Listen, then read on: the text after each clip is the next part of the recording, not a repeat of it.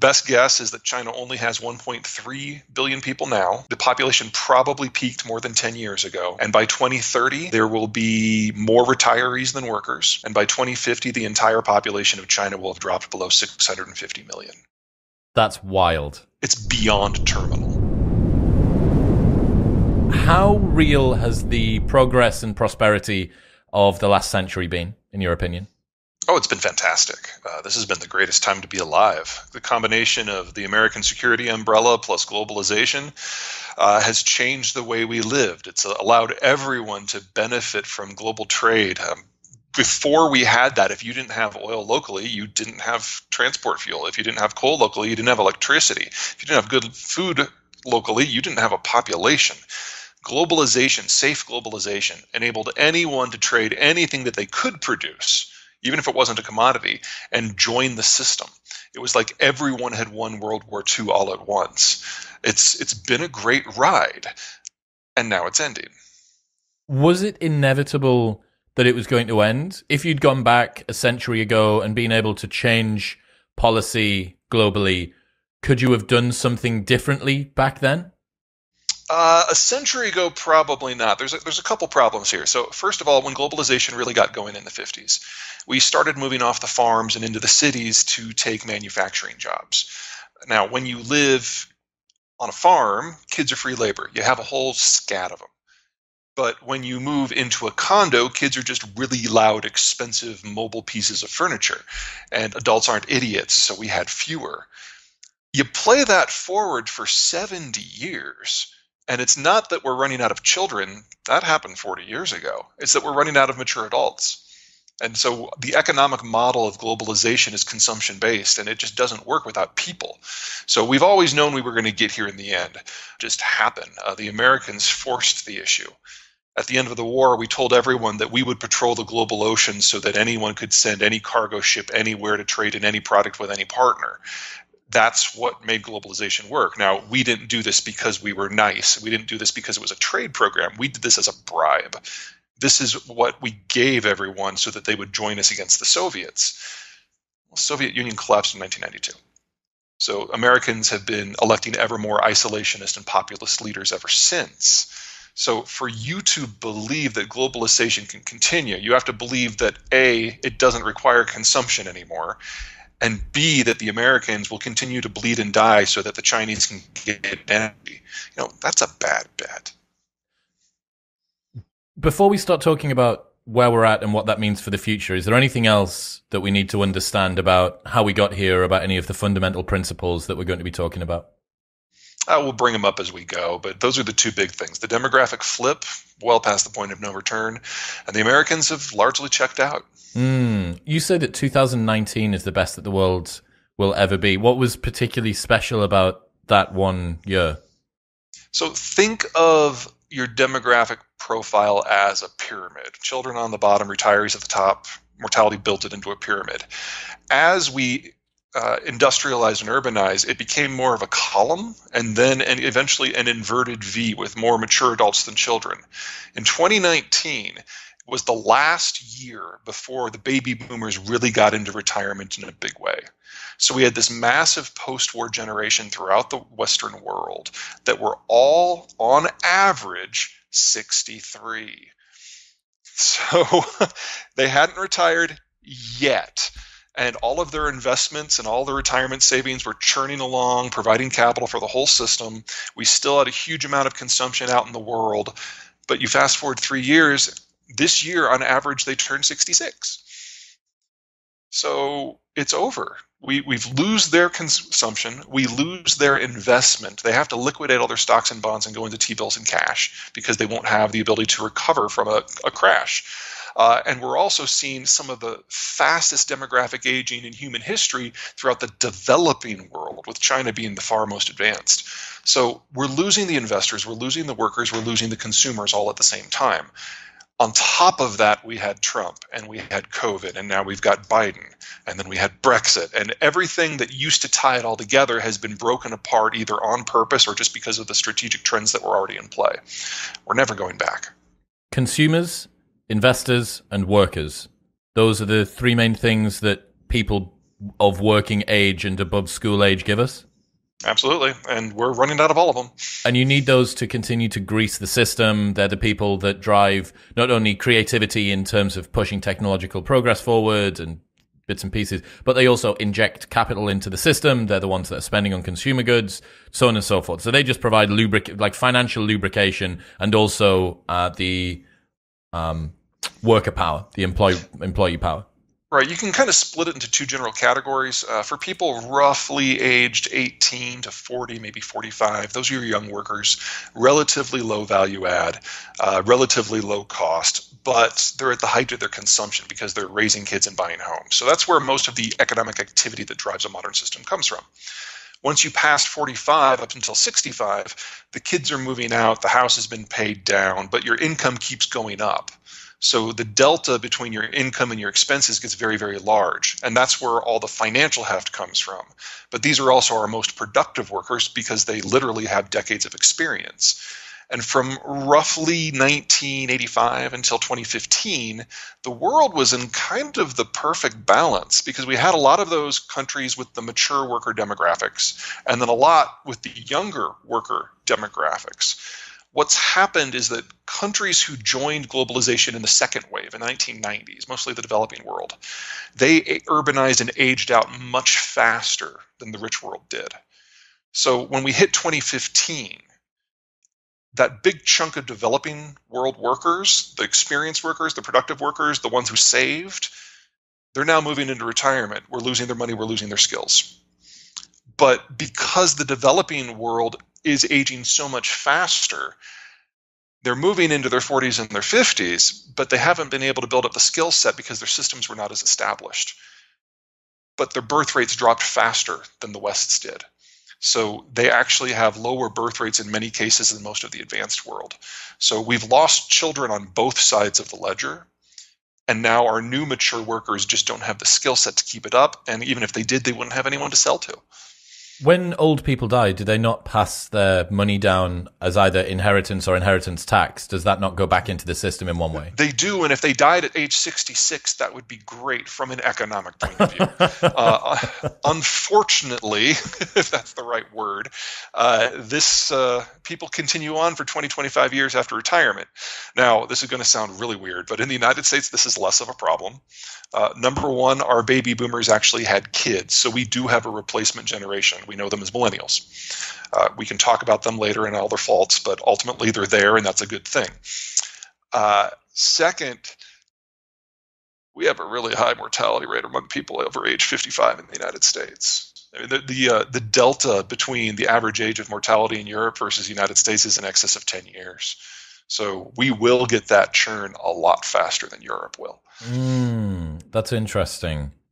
Okay, so which countries at the moment have got the worst demographics? Which countries should be very concerned about the ratio of young to old? The worst in the world is China. They've been in the process of updating their data over the course of the last couple of years, and they're now starting to publicly admit that they overcounted by 100 million people. All of those people would have been born since one child, so age 40 and under, the young worker demographic, the childbearing demographic, and 2/3 of them are probably women. So best guess is that China only has 1.3 billion people now. The population probably peaked more than 10 years ago, and by 2030, there will be more retirees than workers, and by 2050, the entire population of China will have dropped below 650 million. That's wild. It's beyond terminal. Yeah, so the Chinese system collapses this decade for sure. Assuming nothing else goes wrong, and there's plenty other competitors to put the bullet in China's head. Dude, that is crazy. Okay, so... Yeah, all the way from pre-industrial to post-industrial collapse in 45 years. Just for the people that don't understand about how the one-child policy and the preference for boys over girls and stuff created this landscape, what's the high-level view of that? Sure. Well, there's two things. First of all, of course, is one child. Mao was concerned that they had a young upcoming generation after World War II that was going to eat the country alive. So they went to a two-child policy, ultimately to a one-child policy, and that was not loosened until 2015. But by that point, the damage was already done because there was a second factor. Remember, countries that industrialize later can follow the path of those who came before. They can skip some steps. So China was the fastest ever industrialization experience. What the United Kingdom did in 7 generations, the Chinese did in 1. And so they crammed 7 generations of economic growth and development into 1. And that's why their growth rate has been so impressive. But you can only do that once. And now it's behind them. And now they have no children. And they have very few people under age 45. Is population growth and collapse similar to an R0 number in a way, that more people allow you to have more children, which gives you more people to have more children, but if the reverse is happening, then it causes a nosedive? You're absolutely right there. Now, I don't want to say that unchecked population growth is necessarily the way to go. That's not what I'm after here. I mean, you require a balance between children, young workers, and mature workers. If you don't have enough mature workers, you don't have the capital. If you don't have enough young workers, you don't have the consumption. If you don't have the children, you don't have a future. China is already out of those last 2 categories. And so we know where this leads. It leads to 0. Given the fact that humans are being, I think it's every 3 generations lives for another generation at the moment. Around about every generation lives 8 years longer than the generation before. Increased healthcare, health span, better access to. That is only true in the shift from pre-industrial to industrial. So you get that once. Well, it depends upon how you apply the lessons to your system. In the case of Europe, I'd say they got it 3 times. But there's definitely an upper limit. One of the things to keep in mind, especially when you're talking about European demographics, is that in Europe, people are not living longer. Overall lifespan has not improved. What's improved is we've gotten rid of a lot of mortality. So the things that used to kill you when you were 0 to 65 don't kill you anymore. Right, okay. That is going to change the shape of demographics as well, Yeah. right? The fact that young people are able to get old more easily, say. More safely. More safely, yeah, precisely. So I guess there's just a lot, over the last 100 years, we've seen such change. It's not just been technological change, but downstream from that is what's happened demographically and how that's influenced the demography. Okay, so if modern medicine, electricity, sewage. Yep. Yeah. If China's got the worst, what are some of the areas that have got better looking demography?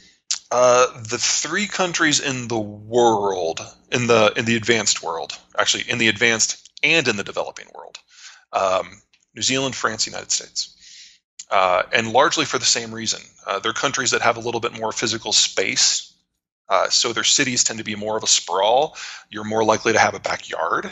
More people can live in the countryside and be economically viable. So when these 3 countries urbanized, they did it at a slower rate, and they remain the 3 advanced countries with the lowest urbanization rates in the world. In the advanced developing world, the closest one is going to be Mexico, and for similar reasons. Central Mexico, which is on a highland massif, is just one giant suburban sprawl. And that means that people can have more children. Now, all of these countries still have their own demographic hiccups. They all have the baby boomer problem.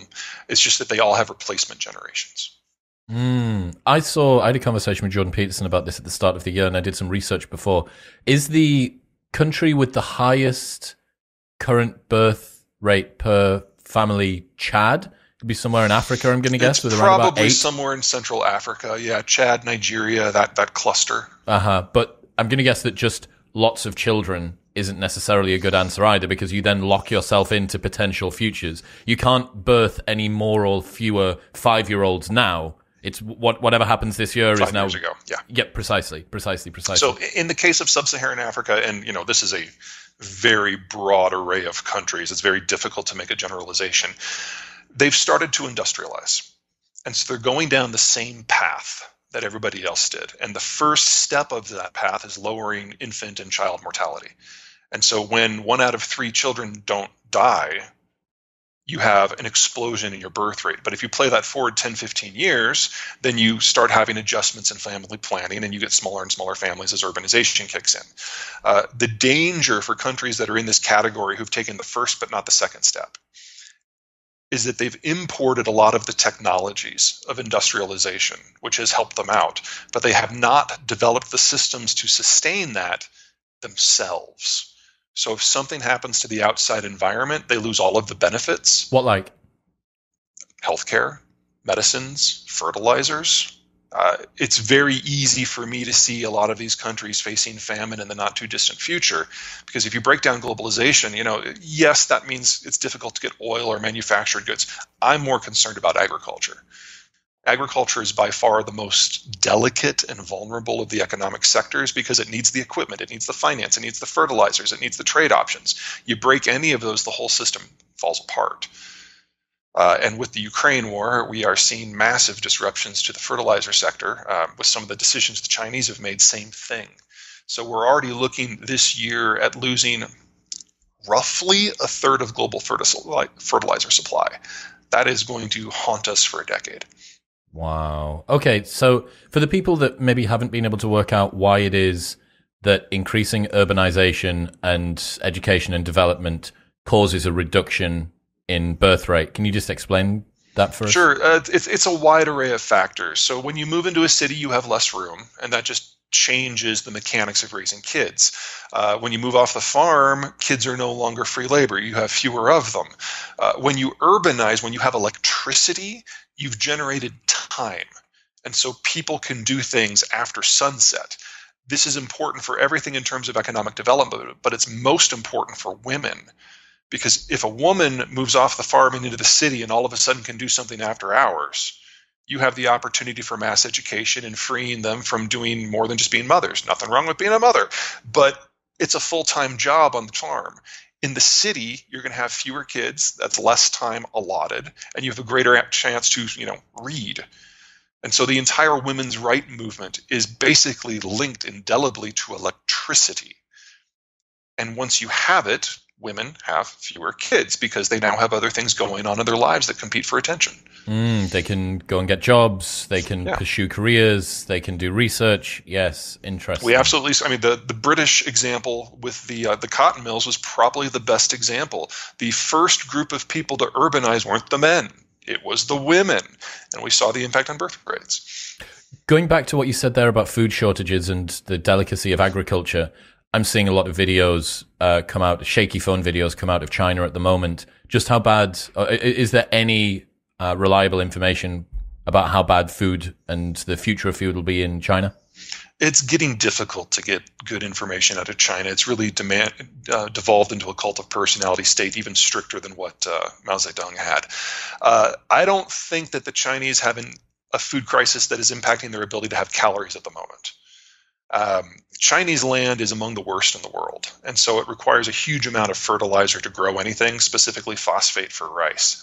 It's by far the world's most phosphate-hungry crop, and the Chinese traditionally, because of that, have been the world's largest producer and exporter of the stuff. The problem is actually with African swine fever. Now, you may have heard of that a few years ago. They had a big outbreak.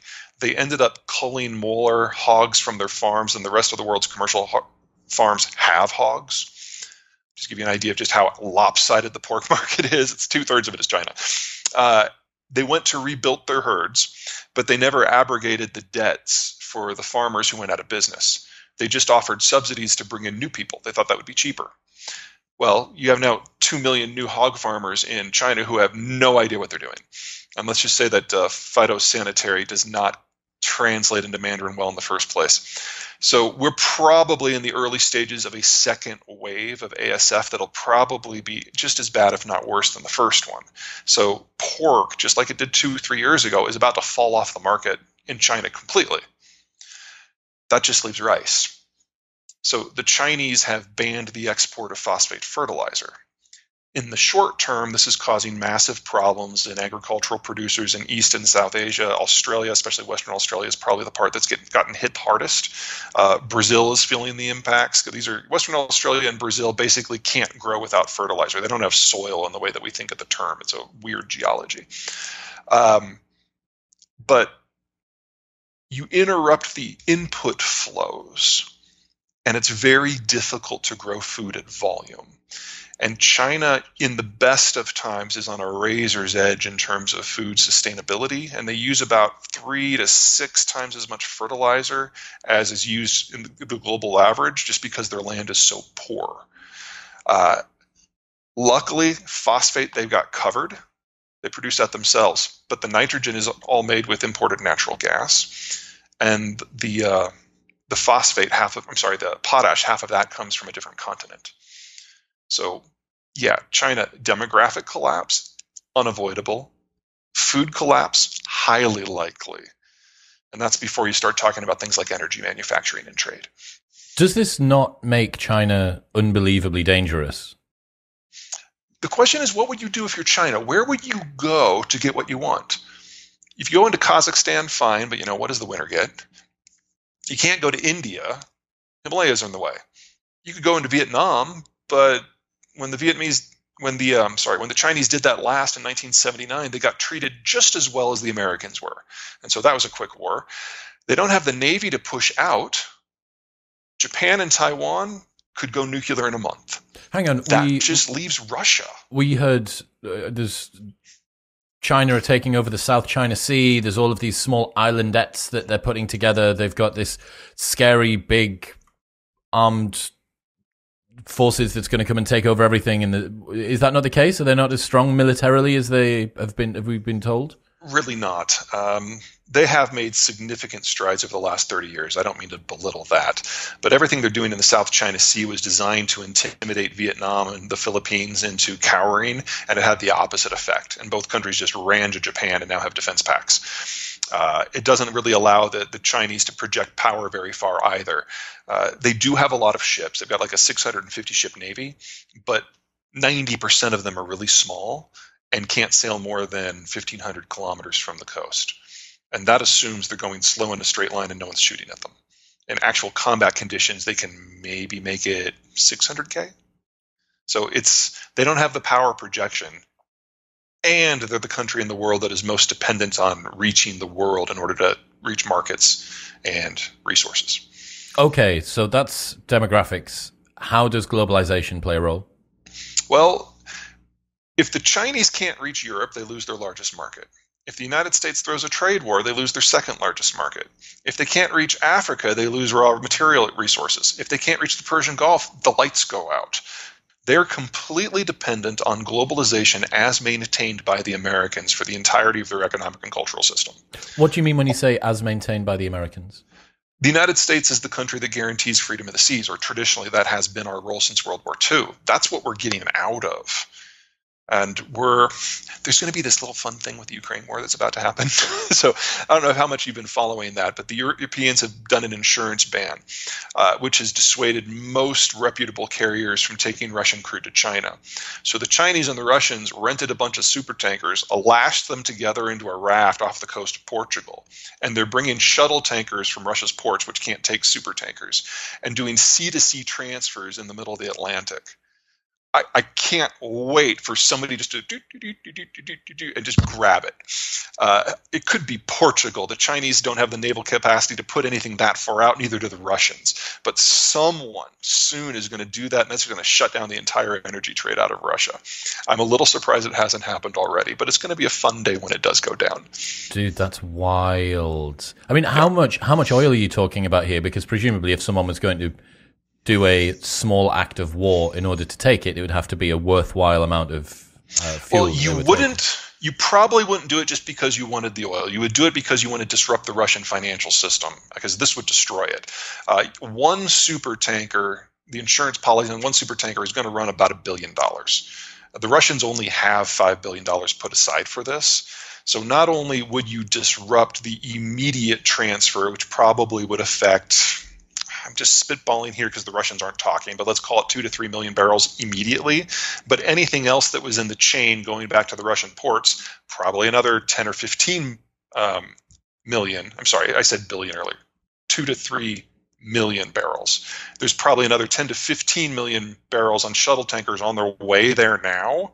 And then all of a sudden the ports get clogged, and then the pipes get clogged, and the pressure builds up into Siberia, into the permafrost, and the wells freeze. And that's it for Russian energy for 30 years. Dude, everything is so interconnected. And fragile. Okay, so that's globalization for China. You mentioned that the US was kind of like the police of the sea, and they're getting out of it. What does getting out of it mean, and what did police of the sea mean? Well, part of globalization was making sure that everybody's commerce could go anywhere. In the pre-World War II environment, unless you were an empire with a navy, you didn't trade. You couldn't because the empires were in charge.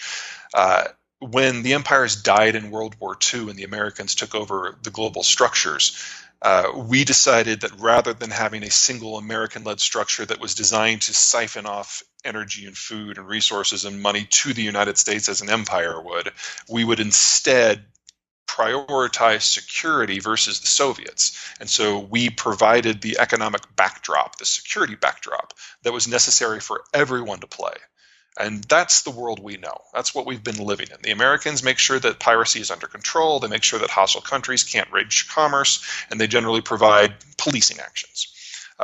Not to say that we've done it great at any given day, but that's been the plan, and it's broadly worked. Since 1992, we've been backing away from that. We've been closing down our overseas bases. We've been retooling our military, so it's not destroyer heavy and designed to patrol. It's carrier heavy and designed to hammer things. So we now have 11 supercarriers. By the end of this decade, we'll have 14. One of them is more powerful than all but 9 of the air forces on the planet. And that assumes a fair fight. And the whole idea of a navy is it's never a fair fight because ships move. We learned this from you. And so it's really one of our new supercarriers can take on any but one of 3 air forces in the world. And we're going to have 14 of them. So that's great if you want to knock off a country. If you want to patrol the global oceans, no, because you can only be in 14 places at once, and that assumes they're all at sea, which never happens. So we no longer even have the military structure that is necessary to guarantee global commerce. No country in the world does. So the most likely outcome of this is we'll get a series of regional powers that have military force that is capable of kind of making a bubble, a little sphere of influence, and there will be trade within those bubbles. But the trade between the bubbles is going to be very, very sketchy, difficult to regulate, difficult to protect, and by definition can't really be very long distance.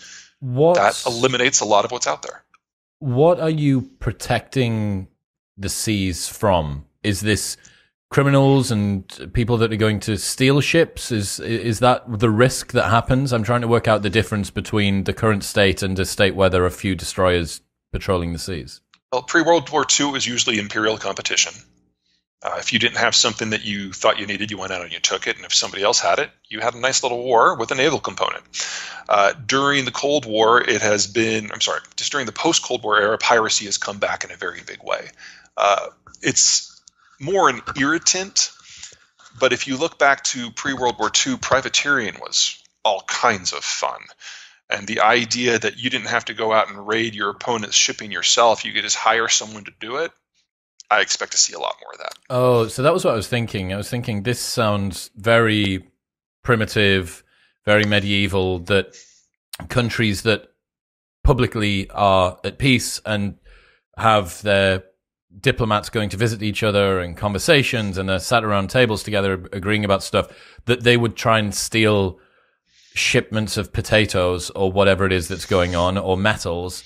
That seemed a little bit unlikely, but what you're saying is that there are ways around committing outright acts of naval war by... Right. I mean, you can have state piracy, basically using your military to grab things direct.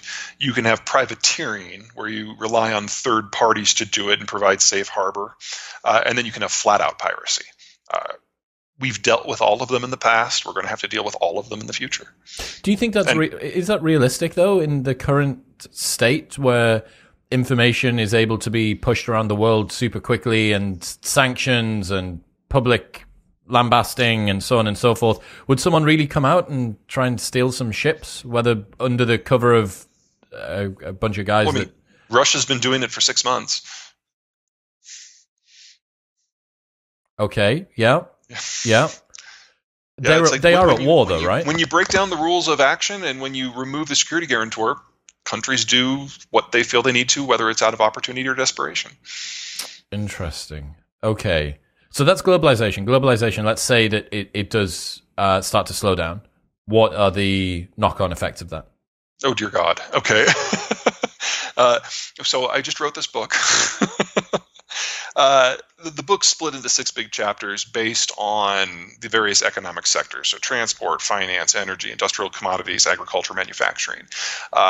Everything that we understand about all 6 is dependent upon the idea of global security. And so you remove the global security and all 6 of them have to unwind and reform in different ways. So really it's kind of pick your poison.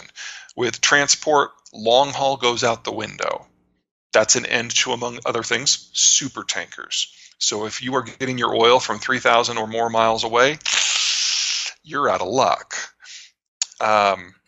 Ships are going to have to be smaller and go faster because the concentrated risk that a giant container vessel has, you lose one of those and the shipping company goes away. If you're doing smaller tankers or smaller ships that are going faster, they can't carry as much, you just lost most intermediate goods trade.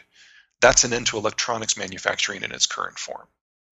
So you can play this on really any topic that you want, but the structures that have all held it together and made it work are dependent upon the ceiling not falling, and it's falling.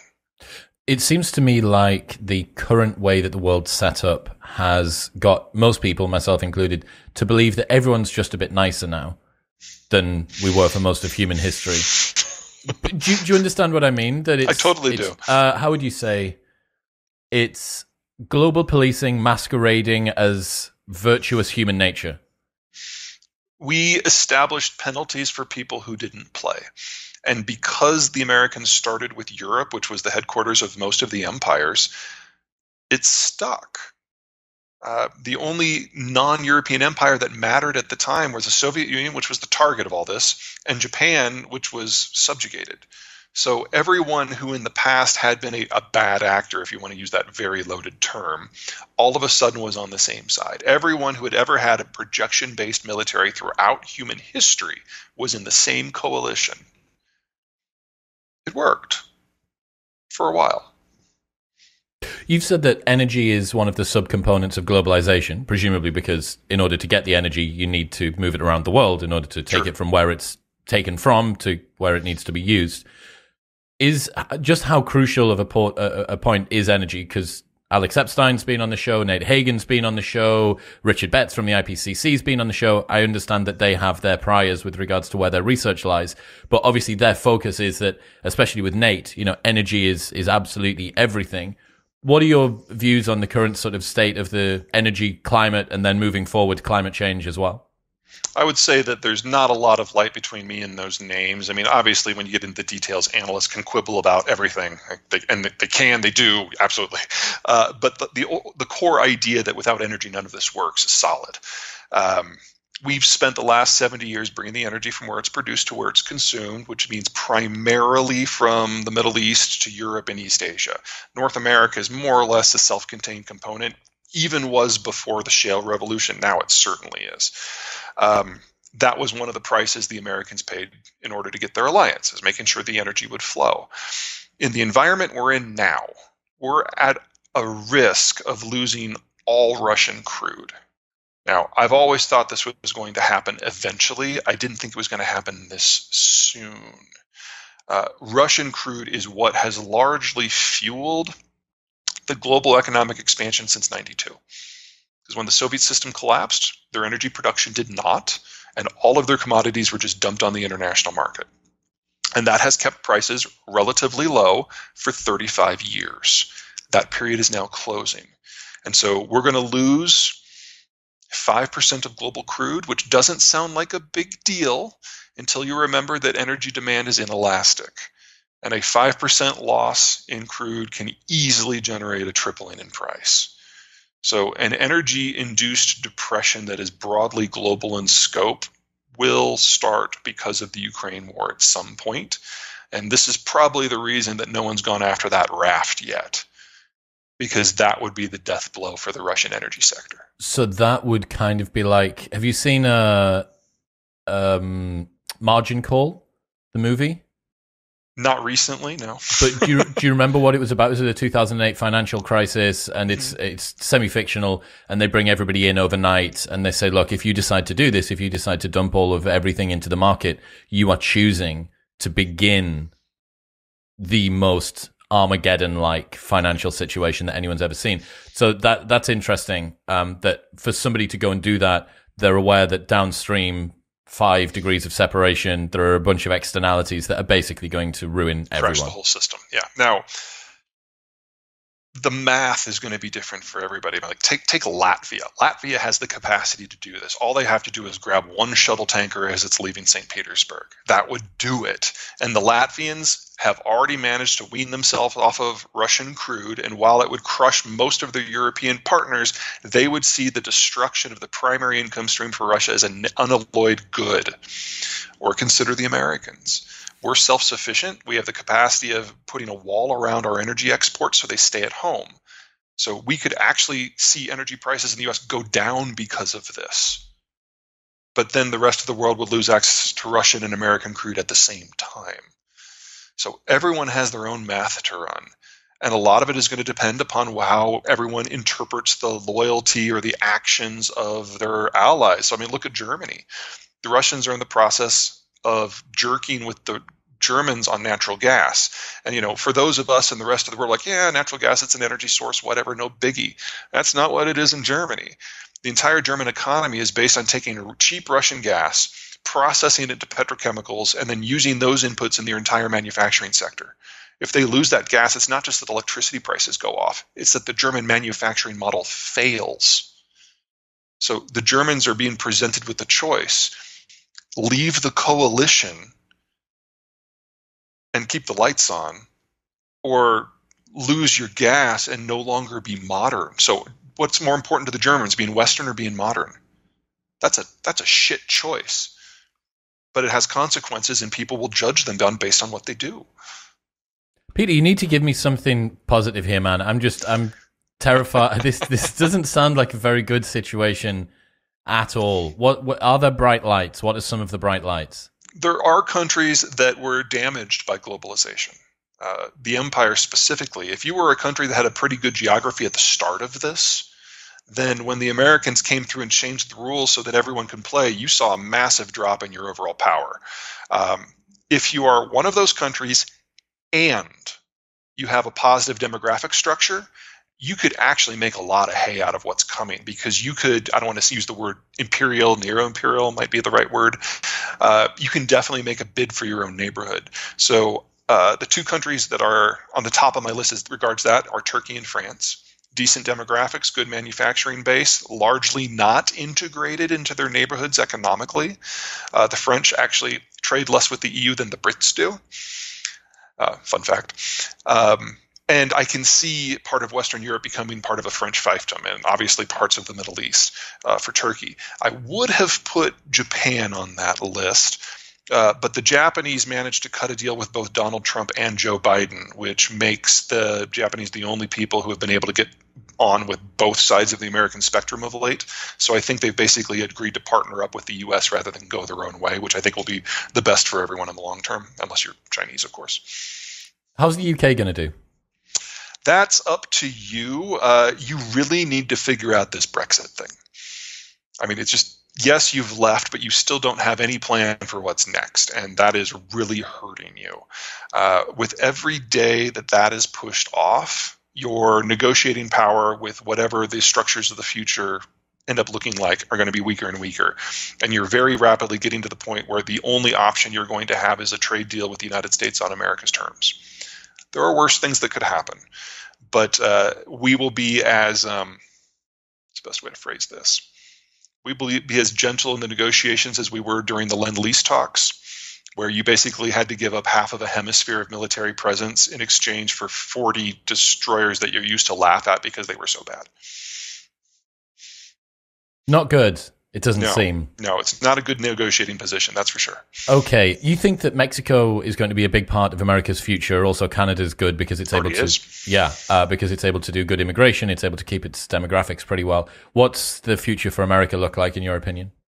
Well, the United States is starting this process with very little trade exposure to the wider world outside of manufacturing in Asia, a net energy exporter of all forms, the largest refining power in the world, the largest agricultural power in the world. So a lot of the things that every single country in the world is just going to have to stress about, us is just kind of a no-brainer. It's already there.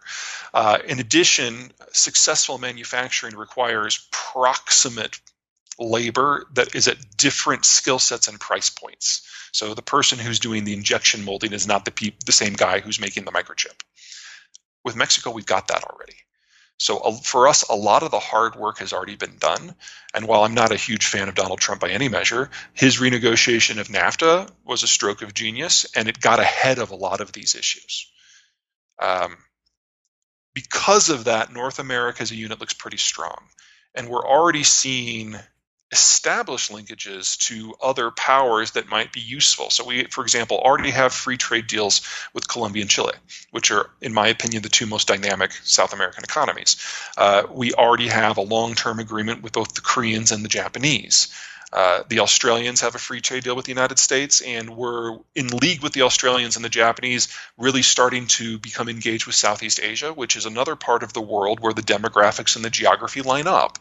So that kind of greater American co-prosperity sphere is about as good as it's going to get. I mean, you'll have to deal with the Americans. We tend to be a little twitchy sometimes. But we're twitchy in a different hemisphere for most of the partners, which most people really like.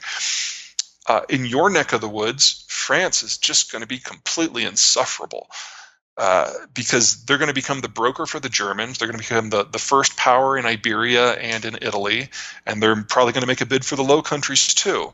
And the longer it takes the UK to become a self-sustaining power again, the more advantage the French are going to have in rewriting the local rules. So a good example is that you've built these two super carriers. They're top-notch pieces of equipment, but between budget cuts and austerity and the financial crisis, you let the rest of your Navy die. So you've got these two fantastic vessels with no defensive rings, which means the only way that you would ever let them leave port is if they're sailing as part of an American battle group.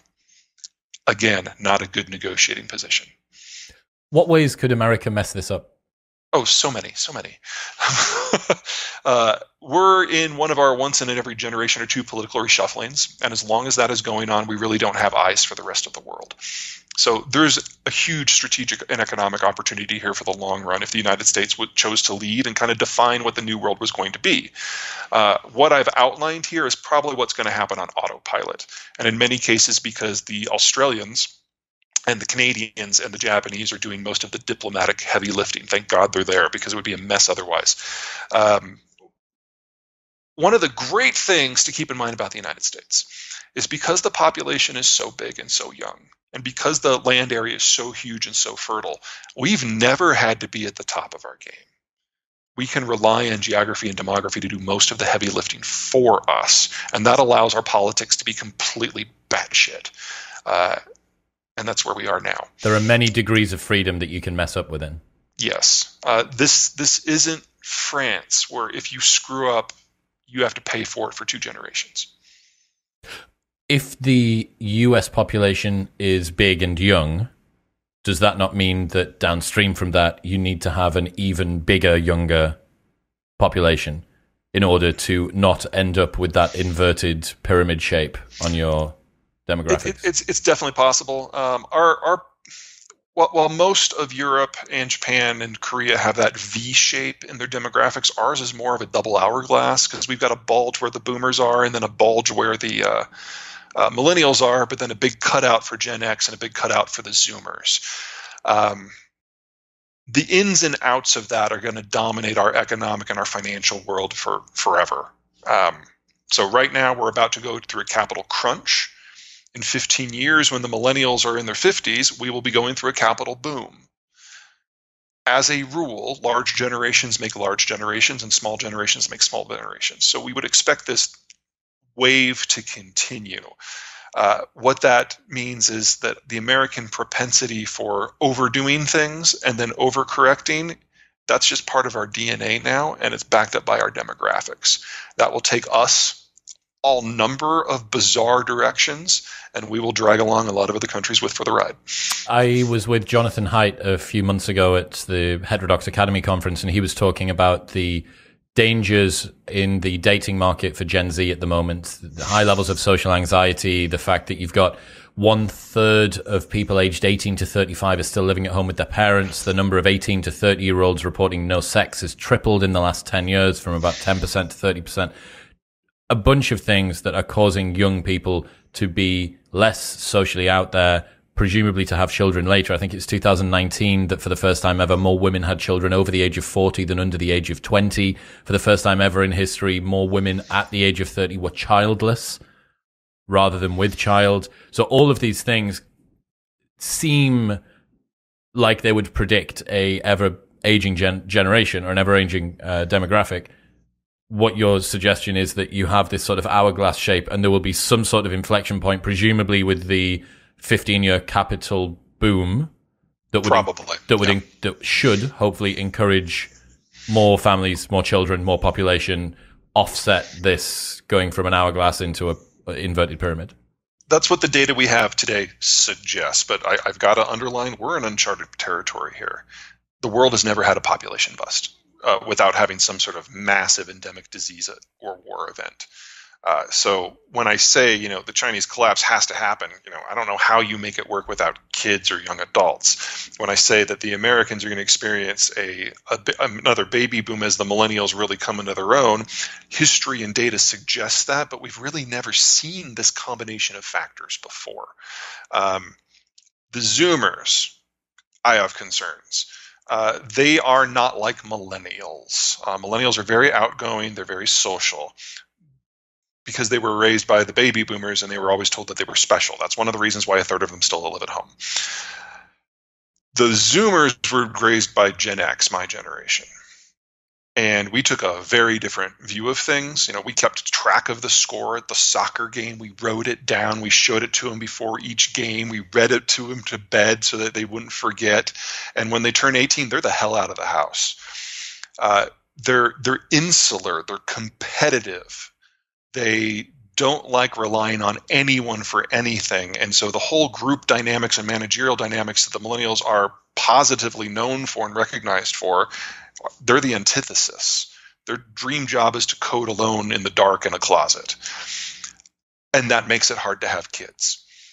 So I think we can guarantee that when it's the Zoomers' time, when they're in their 30s, that their birth rates are going to be low. Their marriage rates are probably going to be the worst we've ever had. Their suicide rates are already the worst we've ever had, which just means that the millennials will save us all. Okay, right. You're relying on me and my lot. Fantastic. Given the current state, and obviously there's lots of contributing different countries, what's going on with demographics, people talk about a population collapse overall, globally. What is your view of global population? Before we start talking about deglobalization, so assuming that globalization continues from its height onward, we were already in the process of revising down our estimates. So it used to be 15 years ago that we thought by 2050 we were going to have 11 to 12 billion people. That number is now under 10, and as the data continues to get upgraded, we'll probably, assuming nothing goes wrong, peak at just below 9 and then start falling back gently. If I'm right about deglobalization, we're going to have a significantly sharper drop-off, and as soon as globalization hits agriculture at large, which may be in the fourth quarter of this year, population peaks. Wow. Okay, positive stuff. Looking at the ways in which population collapse and the reduction of that could be tied in with automation, is there any technological savior that can come through and assist us with the problems that we're facing at the moment? There's always unknown unknowns when it comes to technology. I'm aware of that. But are there things that you can foresee if we get particular advancements that may alleviate some of this?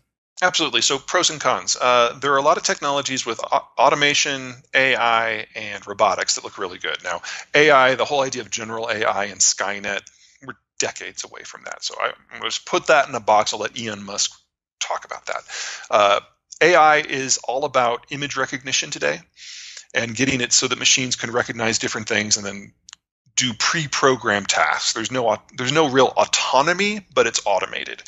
That allows manufacturing to reshape, but it also requires massive economies of scale. The most expensive thing a country can do isn't industrialize, it's to automate. And it's not a one-off cost. You have to constantly update it because every time there's a change to the production line, you more or less have to start over with the programming. So it's a very expensive way to go. It does use different labor and less labor, but it's not clear to me that it really moves the needle in a huge way. And if we're breaking down global transport and intermediate goods trade, then we're losing the economies of scale that make that model work. In North America, where you've got 1/3 of global consumption, we'll probably still be doing that. But I see that broadly leaving the East Asian sphere, which combined with their bad demographics are awful. We also have the baby boomers leaving, so that we know that the capital crunch is coming. That means less money is available to do this sort of upgrading. The technologies I'm most interested in are the combination of automation and agriculture. We're very close to having facilities that you can latch onto a tractor that identify each individual plant and identify if it needs water or fertilizer or pesticide or if it's a weed or whatever, and then it gets a squirt of whatever is appropriate. So you do like 6 passes of stuff in one pass, and each plant gets individual attention. That suggests that we would be able to reduce fertilizer and pesticide use by 80% and maybe even double yields.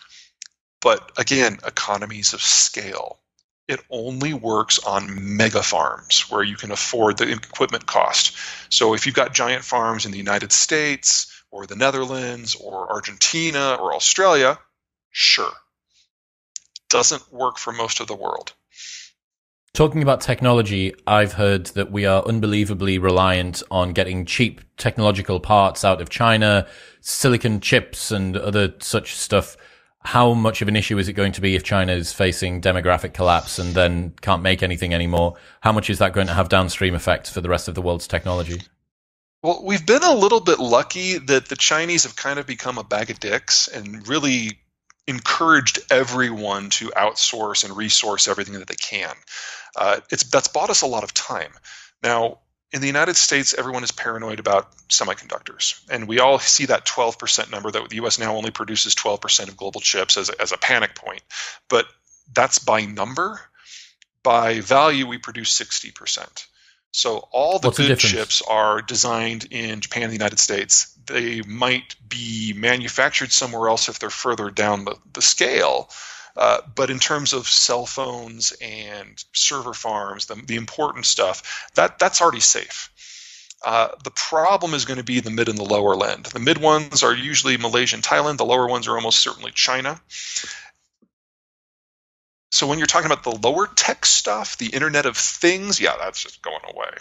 But I'd argue that I don't really need a meat thermometer that is going to tell my phone what the temperature of the meat is. I mean, we can get by without that, I think. It's overall electronics manufacture that's going to be the big issue. Because remember, differentiated labor forces is what makes manufacturing work. China's a huge place. It's got a lot of that internally, and then it has access immediately to Taiwan, Japan, Korea, and Southeast Asia. That's what's breaking down that whole ecosystem. We can't rebuild all of that. I mean, just to serve electronics needs for North America probably would require a workforce of 4 million people in manufacturing. We're already in labor shortage, and the Mexicans are kind of tapped out already. So there is going to be a huge amount of pressure. Americans do well at the really high-end manufacturing and the very low end because we're energy rich. It's the part in the middle that we're really reliant on the Mexicans to save us for. What ways could you be wrong about all of this stuff? You know, like I said, this is perspective. We're dealing with an environment that we've never been in before. The way I would like to be wrong is that the Americans would actually do what George Herbert Walker Bush wanted to do back in 1991 and have a conversation with ourselves about what sort of world we wanted to live in and how to get there. We weren't interested then. I would argue that we're really not interested now. So the risk here, from my point of view, is that globalization does manage to persist because of some lingering American commitment. I'm not seeing that. I'm certainly not seeing that with the Ukraine war. Yes, we're seeing NATO having a new lease on life, but the whole guns for butter deal that we made during the Cold War, none of the economic stuff is on the agenda. All the sanctions that the Trump administration enacted are still there, with one exception, the Airbus case. I don't see it's very likely. And then on the demographic front, that's just math. If you want more 30-year-olds, you had to start 31 years ago. What difference would it make if China invaded Taiwan? That would probably lead to the end of the Chinese system as an industrialized economy in less than a year. Why? That's fascinating. It's an open question of whether or not the Chinese could pull it off. And with the Ukraine war, we finally got some good signposts of what it might look like. The Chinese have always assumed that the war would be a walkover, that no one else will get involved, and that China is such a big place that everyone will just suck it up and move on. Well, that clearly hasn't happened with Ukraine. And the United States and the West have a much tighter relationship with Taiwan than they do with Ukraine. Ukraine was only preparing for this war for 8 years. Taiwan has been preparing for 60. You can walk to Ukraine from Russia. It's a bit of a swim to get to Taiwan. The sanctions that are in place against Russia would absolutely devastate China because, while Russia has a lot of faults, it's a major exporter of food and energy. China imports those things. 75% of their oil is imported from a different continent. And 75% of their oil is imported. And then I think it's really the boycotts that have really scared the Chinese the most. The idea that individual citizens might have any say on policy, they did not see that coming. They have no way to process that in a one-man state. Because it's so different to the setup that they have. Yeah, exactly. So every assumption that they've based the last 40 years of military planning on is proven to be wrong. And then, of course, there's the question of whether they could actually do it. If they did a slow-motion mobilization like the Russians did, it took 3 months, the Taiwanese would see that. They'd build a few nukes. And so the cost of capturing Taiwan would be losing Shanghai and Beijing. That doesn't seem like a good plan. So the only battle plan that I've seen that might work is if they just text every member of the army and say, go to a port, get on a fishing boat, and sail. You'd lose 1 million people in the crossing just to get to the beaches. So there's nothing about this that works. And if they did pull it off, even if they do capture Taiwan, they are now cut off from global manufacturing, global investment, global energy, and global food. Trucks stop running within a couple of months. The lights go out in less than 6, and that is all she wrote. Remember, agriculture is an industrial sector. So you're talking about mass famine in under a year. Dude. Now, normally I'd say the Chinese aren't stupid. They wouldn't do this. But it's a one-man show now. And nobody wants to bring Xi any information because they don't know how he'll react. He's shot the messenger literally so many times that everything is a surprise to him. Yes, I understand what you mean. I suppose there's a lot of criticisms around the fact that the vote of a stupid person is worth as much as the vote of a well-educated person in a democracy. But the problem is, if you condense all of that power down to a single individual, the decision of an angry or grumpy individual is the same as them on a good day, or them if they were less idiotic or somebody else had got to power. So yeah, I suppose it's a forcing function that condenses all of these things down to one individual human that is just as fallible as the rest of them, maybe even more fallible. And if that one human is perfect every time, okay. But even a minor mistake just cascades through the system, and it's a full cult of personality. So, we've got basically people who are zealously trying to do what they think Xi wants them to do. And just one of the more inane ones is seeing teams of people in hazmat gear disinfecting airport runways because they think that's what you have to do for COVID. Just that people talk about the Americans now in a fact-free zone. That's nothing compared to what's going on in the Chinese system. Okay, so what do you think, for most of the people that are listening to this, UK, US, some in Australia, what is life going to be like? What is the quality of life going to be like over the next 10 to 20 years? What can people expect? Well, the next 5 years are going to be rough. We basically, in the West, need to at least double the size of our industrial plant. Let me correct that. In the West, minus Germany. Germany is its own special case. Everyone else has largely hollowed out their manufacturing as part of globalization. We focus on the really high-end stuff and the design, but a lot of the middle and the lower stuff is now done in other countries. That's got to change. If you are part of a network where you can access lower skilled labor, like the Americans are with the Mexicans, great. If you're not, you either need to attach yourself to another system or find some way to go without. Now, if you are in that kind of friends and family network of the Americans, energy is covered, food is covered, investment will be tight but available. And there's a degree of security that you won't have in the rest of the world. So the biggest problem is going to be building out that industrial plant. That means we should expect inflation in the US of maybe 9 to 15% for the next 5 or 6 years, because that's what it's going to take to get through this. And if we do succeed at building that industrial plant over that time frame, then that inflation rate will come down and we'll have supply chains that are shorter, simpler, cheaper, and closer to the end consumer. So better all around. So if you're part of that network and you can get over that hump, it looks pretty good. If you decide to go your own way, things are going to get a lot tougher unless you are one of those regional powers who actually has the geography and demography to make it work. France, after the financial collapse of, say, the euro, might not notice the rest of the world going to hell. Their manufacturing is already in place. Their energy system is fine. They've got oil just across the Mediterranean. They're going to have subsidiary economies in Spain and Italy. It's a fairly good setup. That means that cost of living is going to increase. That means cost of energy is going to increase. Quality of life going to go down. I mean, are we going to see civil strife, in your opinion? What's going to go on? I think we'll see a lot of governments collapse. But again, it depends upon where you are. The Americans will always complain more than what the problem is worth. And the fact that we're going through our political transition at the same time we're doing this is, awkward, to say the least. We're going to blame a lot of things on a lot of things that have no direct connection. That's very American.